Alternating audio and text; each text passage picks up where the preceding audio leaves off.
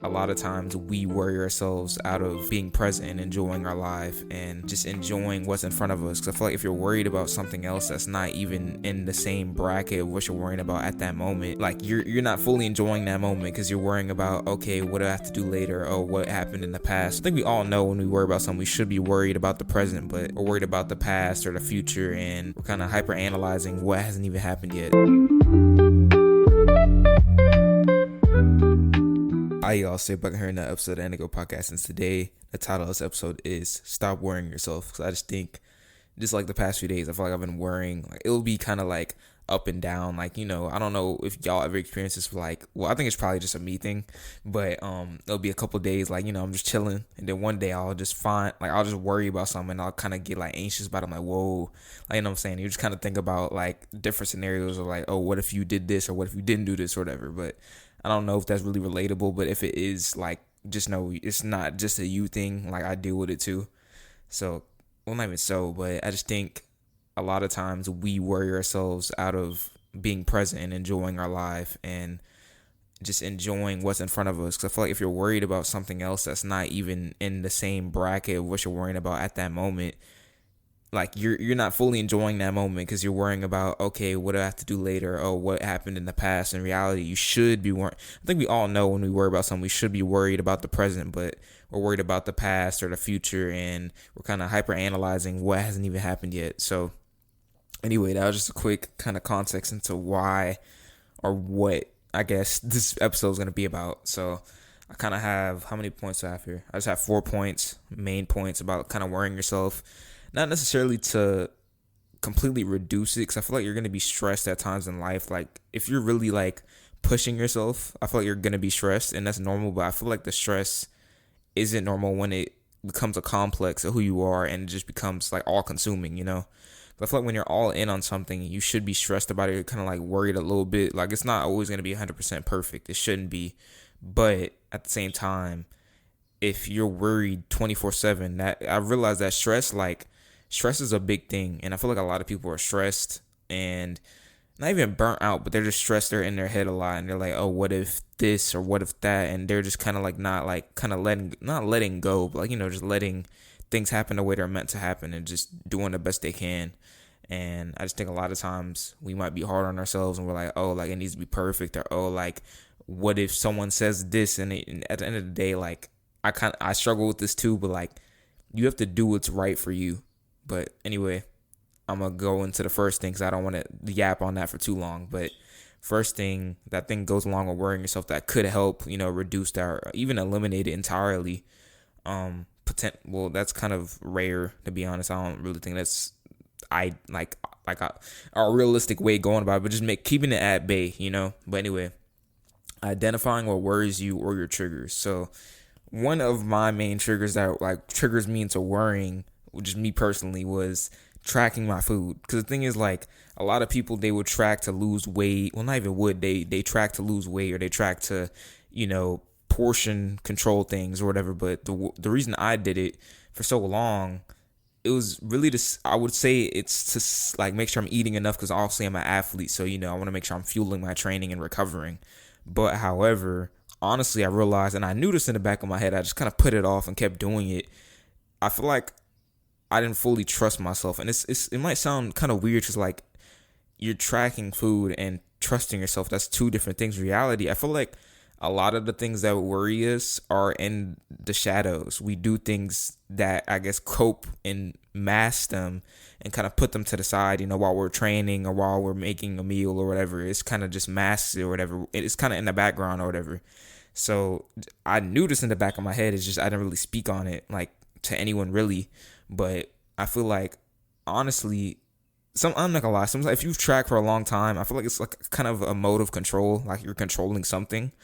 And I feel like when you're worrying about something, you kind of feel like you don't have control over something, and you're worrying about controlling something that you shouldn't even worry about controlling at that point in time. But honestly, even though I'm still like, because I ain't gonna lie, some days I'm like, I kind of want to go back to it, but I realize that if I do that, I'm going against one of the things I wanted to do this year, which is to learn more about myself. And I feel like if I'm doing it anyway, even though I really don't have to, the thing is, if you track your food, the thing is, the main reason people would track the food is to manage their calories, make sure they're either in a calorie deficit or a calorie surplus. And right now, I'm just trying to maintain my weight and just get stronger and, get into this half marathon prep. So in reality, I'm really wasting time doing it. But at the same time, I've just gotten in a loop of doing it. So I just stuck with it, even though honestly it's probably being more detrimental than beneficial, And I feel like a lot of these worries, the things that worry you, you think they're beneficial, but they're detrimental, but you do them anyway just because you're in a routine of doing it. So anyway, I've stopped doing it, even though I'm not gonna lie, yesterday I kind of wanted to go back on it just to see like what was going on. And it's just, I feel like you have to trust yourself. That's a big thing in life. If you don't trust, like, it's not even like, because obviously there'll be some thoughts that come in that try and sway you a different way, potentially, like whenever you're trying to, let's say you're in a marathon prep and one day it's like rainy, you're like, like, I don't really know if I should run, like just stuff like that, but at the same time, you have to trust yourself and you have to have conviction in what you're doing. And I feel like with a lot of things in my life, not all, but a few things, I feel like in the back of my head, I would do something to mask me not fully trusting myself. And the thing is, like with tracking, for example, tracking your food or whatever, like, my fitness pal or chronometer or whatever you would use to do that, it's instilling repetitive nature of you just kind of getting an idea of what you're eating. And then after like a few years, even a year, you should probably hop off of it, because I don't think you should track stuff the whole rest of your life. The thing is, like, I just don't feel like I'd fully trusted myself, and I was just doing that repeatedly just to kind of mask and just make sure like it was 100% like, straight. But in reality, I can hold my own without it. It's just like, it's just kind of a fear. And I think the main thing with worrying, the main emotion or feeling attached to it is fear. You're fearing what someone else will think. You're fearing how people will perceive you. You're fearing being different, and that fear dictates kind of what you do in a sense, even if it's so subtle of just tracking food, which it's not necessarily good or bad. It's for certain people, it might not be the best because maybe they had like disordered eating in the past, and they'll exacerbate that and make them, like, I guess, go back to what they're doing, which isn't good, obviously. Or it could help someone lose weight and get an idea of what they're eating. But I think the thing with me, I knew it shouldn't be a lifetime thing, but I was doing it just because deep down I didn't fully trust what I was doing. And I really don't know why, but I just feel like if I don't not do that, I'm not fully going with what I said I wanted to do this year, which is to learn more about myself. But anyway, the thing is, when you find what worries you, you have to take action, which I'll kind of get into. That's the fourth person. I'm crying. Words are hard, kids. Don't mind me. The fourth portion of this podcast or whatever, but just removing things, reducing things, adding things that serve you well. So an example of this that I thought of, just writing it down here, just an example is reducing or completely reducing social media use. I said reducing 2 times. What's wrong with my grammar? It's reducing or completely removing social media use to focus on your own life and journey. Because, on social media, I've experienced this, like, here and there. You'll go on social media, you'll see someone, like, this is a good example, like, just for me, what I've experienced. You have a rest day, right? Like, let's say you're not running that day. You might have a lift, because some people lift on their rest days from running. But let's say you're not running. You see someone on the internet, they're running. You're like, I don't know if you've ever experienced that, or anyone, I'm pretty sure people have. It's just like, and it just makes you want to go run. But the thing is, that's your journey. They might have a rest day schedule the next day. They may not. They might be training for a high rocks. You might be training for a half marathon. So in reality, that's good for them. You shouldn't have to feel attacked or feel, weird because they're doing something different, and that's their schedule. That's not your life, And I just realized that you can't worry about that, Everyone's trying to figure everything out just as much as you are. So you can't judge them or be like, they're running. Just, you have to focus on yourself, because because the thing is, I tell people, the thing is, like, I feel like as human beings, we have a lot of advice. We learn a lot of things, and then we tell other people, like, what to do. And then when it comes to our own problems, sometimes we're like, we know what to do. It's fear. It's like I said, fear is a heavy emotion attached to worry and just the anxiousness, like, of what if. And the thing is, we know it's not going to happen that way. It's just our head is telling us that it's going to be some irrational. In reality, it's probably going to go the way we think, and we know the right answer. It's scary, it could be the simplest thing, like, like for me, like not tracking, because it's just like I've been doing it for so long, and it's just because if I know I'm just gonna be real. I'm gonna be 100% honest here, because I know deep down if I don't do that, I'm gonna have to deal with myself like completely. I'm gonna be like, dang, I really gotta like double down on what I'm saying. And now, like, it's like I feel like a lot of times like we're consistent with, like, I guess for athletes in a way, like we're consistent with training and nutrition and, sleep. I'm not gonna lie. Past few days, sleep has been interesting because stuff's been just going on up here. But, I feel like we're not, yeah, I feel like we're not as consistent with, well, not everyone, but like I feel like just taking care of ourselves and just really thinking, okay, what do I really want to do? Because I feel like you have to use that same consistency and spread it all around your life. Because the thing is, consistency applies to everything. I'm not saying I don't do that, but I feel like with like, I guess checking in on me mentally and stuff like that, I feel like I could do a better job of that. And I feel like a lot of times, like I said, I've used this as a way to mask it, like, unsubconsciously, if that's a word. I think that's a word, right? And I just think the main thing here is just being present and being okay with your own life and not letting external forces take you away from what's truly important, which is you. Now, I'm not saying it's the me show, but I'm saying I've said this again and I truly believe this, and I've seen it like when I'm not really, something's kind of bothering me or whatever. If you're not in the best shape, you can't make others in the best shape either. So you have to make sure you're good so you can spread that outward and make sure everyone else is good. And I feel like in the other way, I feel like a lot of times we make sure everyone else is good, but we're not good. We're not good internally. We're not okay with how our life looks, and we're not okay with things that we're dealing with behind the scenes mentally. So I think honestly, life, obviously you can do these physical feats like running ultra marathon, running a half marathon, breaking sub 5 in a mile or whatever. That's great. You should keep evolving in that, means of things. But however, I think a lot of times people mentally, they're checked out. Like they're not fully there.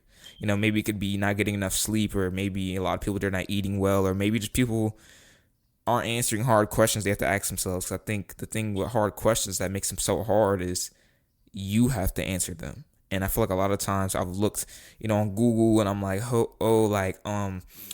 like, what's the answer to this? In reality, I know the answer. And I think a lot of times we know the answer. Is just we're scared to pull the plug on it. We're scared to push the button. And that's the most scary thing about it, because we have to do it. And then the thing is, when you do it, a lot of the times, you either realize this isn't for me and you go back to where you're doing it, revise it a bit, or you're like, what have I been waiting on? Because I've done that a lot of times. Like I've had, like, in running, you have a taper, and I wouldn't want to pull back because, I like to train. But when I would pull back and recover, I came back even stronger. I'm like, I knew that was going to happen, but it's just some part of me saying, oh, you're going to lose fitness.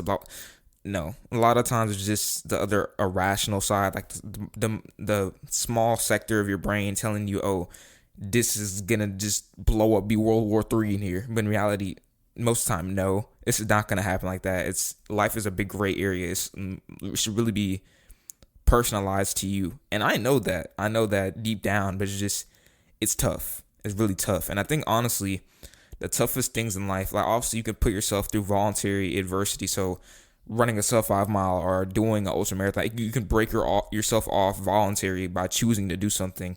But the stuff that's involuntary, the things that just pop up in your life and things that pop up out of nowhere that worry you, like mentally, I think that's harder than running a sub 5 mile in my opinion, because that's all. It's like, if you can't answer that question, it's just gonna keep nagging at you and nagging at you. You know what I'm saying? And the thing is, I feel like with running, that's such a good analogy to this, that is just proof of what is actually gonna happen. Like 99.99% of the time, it has to end eventually. You're going to be in the suck fest, pause, but you're going to be suffering for a while. And then at the end of it, you're going to realize you're going to either learn from it and readjust, or you're going to be like, dang, like I fully saw the fruits of my labor. I fully saw what consistency can do, and just, the work I've put in. Same thing with life in general, with school, with nutrition, or just maybe you're in a rough spot in life. It's going to suck in the time being, but after the fact, you realize, dang, it wasn't really as bad as I thought, and I just learned from it. And if I don't, if there's some things I need to work on, like let's say with nutrition. If you don't like something, like the way you're eating and your dietary pattern, you could add something new, and then if you don't like it, go back to where you're doing and revise it. It's pretty simple, but I don't want to like harp on that part. But I just think identifying what worries you is very important, because if you don't identify it, you can't fully take the full steps to execute it and make it better for yourself. But anyway, second thing I want to go over is, oh, I'm kind of out of breath right now. Oh my gosh.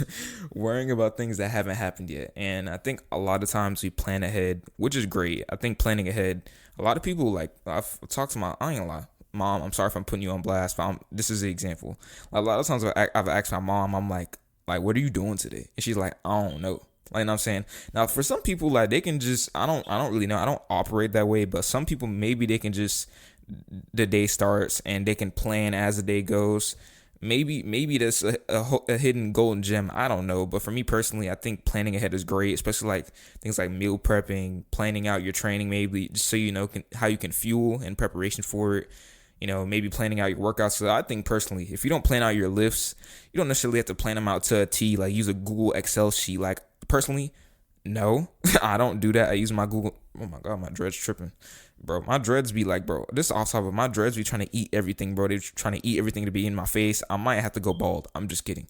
Anyway, what was I even saying? That made me forget my thought. But anyway, I think, planning ahead so you kind of get an idea of things. That's where I was going with that, which is great, like I said. But as I mentioned before, it could be detrimental because it's taking you out of the present moment. So I just think one of the things, going back to the whole tracking the food thing, because I feel like that's kind of me relating it to this topic. I just think it made me less prone to worry about things that haven't happened yet, which would take me out of the moment I was currently at in that point in time. It would take me from, let's say I'm on a walk or whatever, and I'm like, oh, what am I going to cook tomorrow? Which is good. You should think about that, because you don't want tomorrow to hit and you have school. Like, for me, I bring my lunch to school, so obviously it'd be kind of stupid to like not plan somewhat ahead and know, okay, I'm going to eat some beans, or I'm going to eat some tofu, or blah, blah, blah, with some rice, or whoop, whatever I'm doing. So obviously, like I said, it can be beneficial, but I think a lot of times it takes us out of our present moment and just makes us on a whole different planet when we're somewhere completely different in the present moment. But I just think worrying can decrease your quality of life, making you feel hopeless, trapped, emotionally and mentally drained, my bad, even though nothing is actually wrong. Because the thing is, I feel like a lot of times when we worry, our life is actually pretty good. Like, you have shelter. No, I'm not. Okay. Now, I think a lot of times I've heard parents say, oh, I gave you a phone, I gave you whoop to whoop, and I gave you these new shoes. You should be happy. Now, we all know, like, obviously this is like a common theme that people should know. Just because you have materialistic things, it won't make you happy. But at the same time, you have to realize you should be grateful for the little things. And I feel like that could, paint it into perspective of what you're worrying about isn't as grand as you think. But at the same time, though, I do want to make it clear, just because you have the newest iPhone, just because you have the newest, I don't know, Richard Millie, I don't know, just materialistic things, just because you're financially stable. We've seen it with celebrities and just people in general. You're not going to be happy. Like, you might not even, you're not going to, because the things money could make you happy. I don't know. But at the same time, a lot of times it's not indicative of your happiness. It's not like a one-to-one, like, oh, this is going to happen. You know what I'm saying? A lot of times it just amplifies what you're already dealing with, because you haven't discovered that deep down and, took care of that to the best of your ability. But I know this, and I'm just going to tell y'all this because this is real. We're the deciders of what we worry about. Because the thing is, like, involuntary adversity, even though you didn't choose to do that, you can choose how you respond to it, and you can choose how, not even react, because you don't want to be reactive. Because if you react, you'll probably say something that you didn't want to, or you'll probably do something that you didn't want to that isn't indicative of your character and how you want to look. So I just think we're the deciders of what we worry about, because something can come smack you in the face, but you can decide, okay, am I going to worry about this? Now, I feel like if you worry for like a minute or two, we're humans. We're going to feel things. Obviously, that's a part of the human experience, But at the same time, if that just consumes you and just puts you just like a dark cloud just like swarms you and you're just cooked, that's not really good, And I feel like you have to choose to get out of that. You have to choose to find something else to do. Now, that might bother you for a bit, but you have to choose, okay, what can I learn from this? And honestly, a lot of times when I get smacked in the face by life, because it doesn't matter who you are, what age you are. Obviously, if you're a baby, you probably don't even know. But I'm saying, like, if you're, older, you're kind of coherent, you're older, obviously, stuff is going to hit you in the face. Like, I don't know if you're a baby. Well, not a baby, obviously, but like a 9-year-old, maybe your Spider-Man toy, your brother breaks it. I don't know. That's involuntary adversity, I guess, because he broke it. You didn't choose it to be broken. So you can choose to, worry about the toy, I guess, or you can choose to, okay, what can I learn from this? Or, okay, do I just ignore this and find something else to work on, But, like I said, it's normal to have worries and stressors, and it's expected, but it should not become a complex of who we are internally. I think a lot of times with worrying, it literally encompasses everything we think of, and it just becomes consuming, and it's not fun. Because I've been like worried before and anxious, and I think a lot of people are anxious about certain things that haven't even happened yet. It's not fun. Like, because the thing is, it just takes you away from, maybe you have a school project, and maybe you go to the movies, or maybe, I don't know, you're just chilling and you're vegging out for the rest of the day, and you're just thinking about, oh, tomorrow I got this big project, oh, tomorrow I got this 13-mile long run, oh, tomorrow, what if this happens, and in reality, you just have to control what you can control. And I feel like I'm telling y'all this, but I think for me, I'm just reminding myself this, because I think a lot of times I forget you can only control so much. Now, I'm not saying that use that as an excuse to, not control things that you should, like, for a lot of people. And I'm going to harp on this until I die. Like, literally, like, this is very, oh crap, my mic tweaking out. Even my mic know I'm real. No, but for real though, like, just, controlling your diet. I'm not saying in a consuming way, because I think if you control it too much and you hyper analyze it, you're probably going to get an eating disorder, and that's not fun. Controlling your diet, making sure you're eating whole foods, whoop the whoop. Y'all already know how to do that. Controlling consistent training habits, controlling, recovery habits, controlling, not stressing as much. And I think stress, like I said earlier, that's the biggest thing I think a lot of people disregard. And I've realized that stress is real, and it can compound just like consistency. It can compound every day if you ignore the hard questions you need to ask yourself. But anyway, worrying about things that haven't happened yet. I think we all have done it before, and I think honestly, it wastes time, and it pulls you away from the present moment, which is the present moment is the big, I guess, overarching theme of this. Being in the present moment, obviously thinking ahead, but not too far ahead to the point that pulls you from where you're at. But the third thing I want to go over is the inferiority/superiority complex. And the reason I'm bringing this up is because a couple of days ago, it was in the morning. I think I had a run that day. Yeah, I'm pretty sure I had a run that morning. Because right now my running is like 4 days a week. And then I'm weight training 5 days in total. 2 days in track period and 3 days on my own, which I'm going today. Which the workout is like 4 exercises, which is weird. But it's kind of just accessory stuff. Anyway, that's not the point of this episode. I just wanted to throw some life in there, I guess. This came from the courage to be disliked, because I feel like I really need it in my life right now. I think a lot of times, even just as human beings, you might worry about what if someone thinks we make this decision, or what if we're not doing the same thing as someone else and we're, I guess, disliked for it. I think that's a big thing in life. A lot of people might be scared to make a move, which they really want to do deep down, that's unique to them, but they're like, oh, like, what are people going to think because I'm different? And I think being different is the key to life, I guess. It's being unique, but obviously a lot of principles that people should have, which I've already gone over. Y'all should know that by this point, but adding what is uniquely your own, like that Bruce Lee quote I mentioned, like, I don't know, 1 to 2 podcasts ago, just absorbing what is useful, discarding what is not, adding what is uniquely your own. And I think the uniquely, what is your own part is like the big key factor in that, and absorbing what is useful as well. But the one thing that stuck out to me as I'm rereading this is the concept of feelings of inferiority complexes, superiority complexes, and the feelings of superiority, and how they can make us either feel lesser than or more than. But in reality, the one thing I picked up on, I don't know if this is what he was trying to convey, but this is just what I got from it. In reality, it all stems from a feeling of feeling lesser than or inferior. Because, a lot of people, not even confidence. I think a lot of people, like I've said this on a podcast before, confidence and arrogance and cockiness are two different things, because you should be confident in what you're doing. But a lot of people might mistake that for being cocky because maybe they're not as confident. But anyway, I think that kind of segues into this. But I think it all stems, the inferiority complex and the superiority complex is all the same root cause. And basically what I got from that, it's all stemming from a feeling of feeling lesser than or inferior. And because a lot of people, they might beat their chest out and they're like, oh, I'm better than you, you're old, you're cooked, whoop, whoop. You know what people say nowadays, just, and just basically saying, I'm here, you're here because I did X, Y, and Z or whatever. And obviously I feel like people have picked on over the years, and if you haven't, I'll explain pretty much the reason why, which is pretty much universally the reason why they feel inferior. So they're using that superiority to mask it. And like I said earlier, like what I did with the tracking thing, it's all a masking thing. You're masking something to hide what you're really dealing with. And I would hear that all the time when I was younger, but as I got older, I'm like, oh, people just do it in different ways. Like, just because how there's different methods, people eat vegan, pescatarian, or people train for high rocks or train for ultra marathons. Those are different methods, and you can do different methods by hiding things as well. It's all the same principles, all the same reasoning for the most part, but you're doing different things to mask it and hide it from what you really, the hard question you need to ask yourself.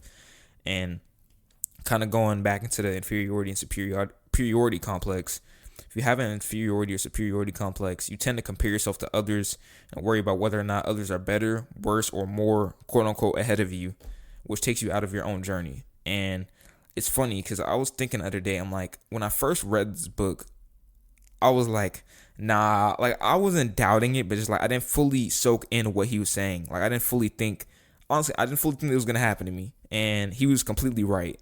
When you fear being disliked, or when you fear being different, when you fear doing something different that you might want to do, like let's say people are going to college to pursue being a doctor and you want to do consecration like me or whatever, you might go be a doctor anyway just because they're doing it, and you're scared to be disliked. You're scared, bro, that's not gonna work. Like, what are you doing? Like, you're cooked, so you might as well pack it up and just say goodbye, And I think a lot of people, they know they can do it, and they know they can be better than where they're at right now in not even retrospect, but in perspective to where they're at.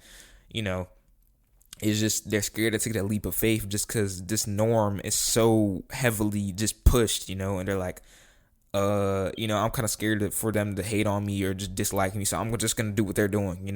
It's a fear, like kind of I said in the beginning. It all stems from fear and just feeling like you're lesser than something. In reality, we're not lesser than anything. If anything, the thing about feelings of inferiority, the author of that book, I still don't remember his name, not gonna hold you, and if I did, I don't want to butcher it, but I feel like feelings of inferiority can be great in some ways, because the thing is with me, like I've said on here before, sophomore year when I tried to go under 60 seconds in the 400, I missed it, which I felt inferior to the previous time I ran, which was 60, so that pushed me to be where I'm at now and just be better, and I feel like a lot of times when we get smacked in the face, you might feel inferior to whatever, and we're like, okay, now we need to change. And I feel like feelings of inferiority can most likely make that change until teach you and instill in you that, oh, like it kind of lights a fire under you, like, oh, I actually need to step it up and be better and evolve and right to me,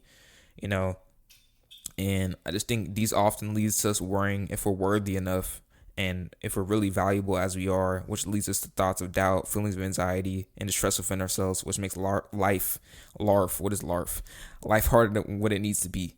And I just think, like I said, like in the beginning, if you don't trust yourself, or you're just really anxious, or you're just really unsure, and you're not answering the hard questions, it makes life really hard. Then, because life should be difficult. Because the thing is, if life isn't difficult, like voluntary adversity, like you going out to train and hitting your goals, and lifting weight or whatever, training close to failure, like that's voluntary. And even involuntary, like let's say you get home and a family situation is going on, you need to treat that or whatever. It's gonna build character, and it's resistance, it's resilience. At the same time, I think there's a lot of things that we might add on subconsciously or unsubconsciously that honestly don't serve us well at all, and it's compounding on top of what we already have to deal with, and it just makes life really honestly miserable. And it shouldn't have to be like that. Obviously it should be hard and difficult. That's how you learn and grow, but it shouldn't be unenjoyable. Like, obviously, some parts of your life won't be enjoyable, but it shouldn't be consistently unenjoyable. Like, every day, oh, you're pulling something from somewhere and you're making it an issue. In reality, let's say you're watching a movie, or you're with your kids, or you're with your dog, and you're worried about, oh, what am I going to do in the next 5 years? Obviously, like, let's say if you're a business owner, you might want to project what your sales. I'm not a business owner yet, maybe foreshadowing, but you might want to look up, okay, how much items do I need to stock, or there's someone I might need to partner with, or there's a big project I want to work on, stuff like that. But at the same time, I just said that twice. At the same time, I'll say it a third time. You should be where you're at, and you should just take it one step at a time. Because I think a lot of times, bro, someone do a time counter in the comment. I said times like so many times. Oh my gosh. But a lot of the times I think we add so much to our plate at once instead of just taking it one step at a time. And I just see this, like, a perfect example is just nutrition. Like, they want to just take everything out and eat salad. Like, no, you should find things that you still like, and you should probably reduce the things that that probably aren't the best for you in the long grand scheme of things, like, Skittles or Twinkies, or maybe fried food. Like, obviously you can have them in certain amounts, but not every day. Just slowly trickling it down. But anyway, it's the inferiority and superiority complex. I just think it stems from the same thing: people feeling unworthy and people feeling lesser than someone or something, or just than themselves, really. And I feel like if you have feelings of inferiority, it could be beneficial, but if it's a complex, either inferiority or superiority, it's not the best thing, in my opinion. Not even my opinion, it's very factual. Like, it's not the best thing to be around or within. But next thing, this one will be kind of short in comparison to the other three parts, but the last part, and I think this is the most important step, which is the hardest step, in my opinion, just from experience: taking action. Because once you're aware of the things that you're worrying about, it's now time to reevaluate your approach. Like I said in the beginning, either removing, adding, or even changing your perspective. Because maybe you're doing something, or maybe you're in a situation. Like, let's say, maybe, I think a lot of times we might have to do, like, some people might have to be in a job that they don't like to get, to the next level, to, maybe be an entrepreneur, or be a content creator, or maybe be a YouTuber, or a filmmaker, like something on their own, within their own right, or whatever, something like, independent in terms of a job or a career or whatever. You could, if you're in a situation like in terms of a job and you don't like the boss, or you don't like the environment, it could just take a change of perspective for that point in time. You could be like, all right, I might not like these people as much. I might not like what I'm doing for this time being, but I know in the future I'll be doing what I really want to do. It's just a stepping stone to get you where you want to be. Even, like, let's say within a hard workout, it's tough and you're like, dang, like, it's getting kind of difficult. Change the perspective, like, okay, I want to run a new PR in a mile. I want to run a new PR in a half marathon. This is my why for what I'm doing, and this is the reason. And these are the days that really count to get me to point B. You know what I'm saying? So, or it could be removing things. Like, let's say you're, I don't know, you're vegan, right? And you're like it's not really working for me. I kind of would like to, add fish here and there, and that works for me. That's sustainable. That's another thing. You could either add something, or maybe you're trying to lose weight and Pop-Tarts aren't the best thing for you in that situation. You could remove it and take action and then go from there.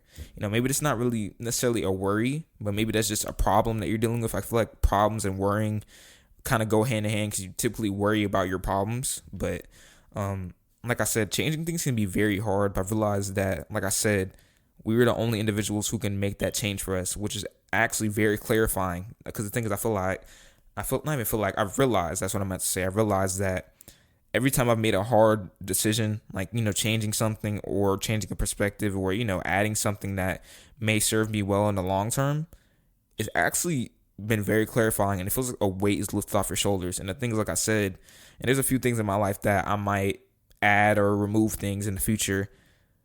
If you don't like it or it doesn't work for you, change it back to the way you were and revise it. And I think that's the big thing that I'm missing. The thing is, you can always go back to what you're doing, Now, I'm not saying, like, let's say you're fit and you're in shape, you shouldn't go back to being on the couch all day. I wouldn't advise that. But I'm saying, like, I'm going to go back to the diet thing. Let's say you're eating certain foods and they don't work well for you. You take them out. Okay, that works for you. Or maybe you eat a less amount of them. It's just kind of revising things, And like I said, changing things can be very hard, but I realize we are the only individuals. And I think this is the main takeaway from this video. You're the only person that can change it. You could obviously counseling or therapy is good to kind of get to the root cause of why you're dealing with this, and then you can take it from there. That's a good outlet, or talking to someone that you trust. But at the same time, bro, my dread is trying to talk to the mic. Hello. Anyway, we're the only individuals that can make that final call. We have to take the action, or we have to say something, or we have to not do something or add something, and the change starts within us, and the evolution follows as long as we are willing to change for the better, and I realize I've heard it before, but now I'm starting to see that change, it's really important. I think change, we're always going to change something in life. Now, there's certain things, like I've said time and time again, that you should not change.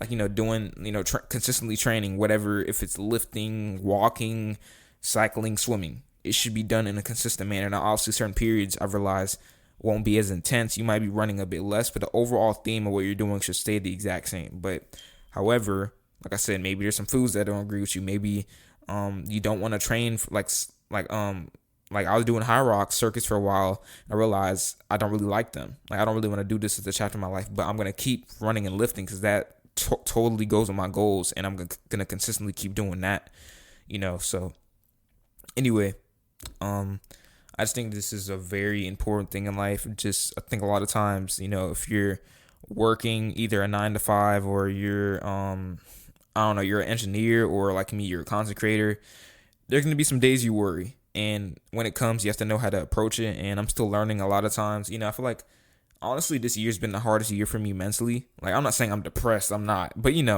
I just think this has been the year that I've had to ask myself the hardest questions. And I've had to really figure out myself. Because the thing is, you can be consistent with training and stuff, but if you're not consistent the way you treat yourself and mentally, I don't feel like you can go 100% in that. And I think everyone should check in with themselves mentally and, do a little evaluation of how they feel in that moment, and just things that, the hard questions. I think a lot of times we all have hard questions. We all have hard things that, really mentally that we're avoiding. I think, once you get the physical stuff down, like running and training, I feel like once you really understand it, you can get in the loop of that, and you understand and the work to be done to get to point A to point B. But I think mentally, it's a lifelong battle. It's a lifelong thing that you have to fully ask yourself and fully be okay with your answer. And if the answer is wrong, you go back and you revise, and then you go off of what you've learned in the past and in the future, the near future. But anyway, I feel like that episode is like a total parallel to what I'm dealing with right now, and I just want to give y'all what I've learned, and hopefully I can, practice what I preach in terms of worrying, because I think if you stress all your life, I feel like it honestly affects the way you feel and the way you think, and just your overall vitality and feel of life. But anyway, I'm going to end the episode here. Hopefully that helps y'all out, and just make sure y'all take care of yourselves, and make sure if you're worrying about something and there's a hard question you've been wanting to answer for so long, you should go after it. And there's still some hard questions that I need to answer, and there will be some more in the future. So just kind of take all these tidbits I took, and I feel like it could give you the best result, and just stay consistent, be you.